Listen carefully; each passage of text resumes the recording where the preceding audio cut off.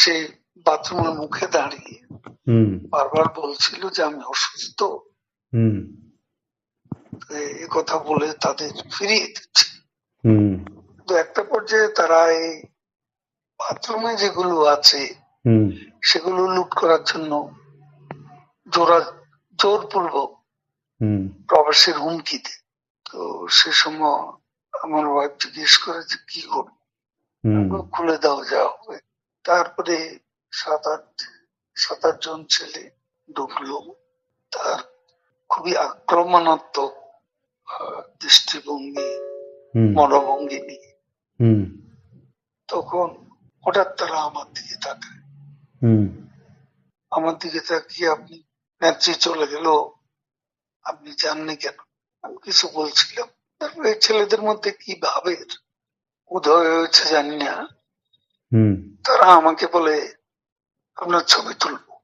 তারপর আমার ছবি তুলতে শুরু করলো, সেলফি নিচ্ছিল, ছবি তুলছিল।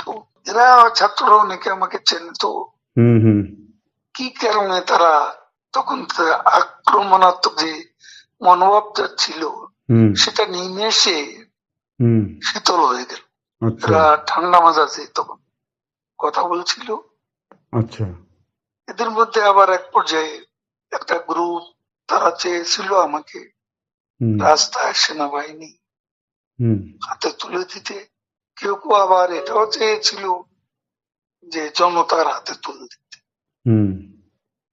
এটা অবশ্যই তখন একটা মানসিক ভাবে ভেতরে ভেতরে ভেঙে পড়েছিল। এরপর এরা এদের একটা শার্ট, এদের ওই ব্যাজ, লাল পতাকা শোভিত ব্যাজ লাগিয়ে আবার কালো একটা মুখে একটা মাস্ক দিয়ে আমাকে হাঁটতে হাঁটতে সংসদ এলাকা থেকে বড় রাস্তা, গণভবন অভিমুখী রাস্তা, ওখানে নিয়ে যায়। ওখানে নিয়ে হঠাৎ করে কোত্থেকে একটা ট্যাক্সি আসে, একটা ইজি বাইক, সেটা খালি ছিল, ওখানে কোনো গাড়ি ঘোড়া কিছু ছিল না। ওটা হঠাৎ করে কেন যেন এসে পড়ল, হয়তো আমার ভাগ্য। এরা দুজনে আমাকে নিয়ে, আমার ওয়াইফকে নিয়ে ওটাতে উঠলো আর বলতে লাগলো, ওতে তো অসংখ্য মানুষ, চেক আপ সব জায়গায়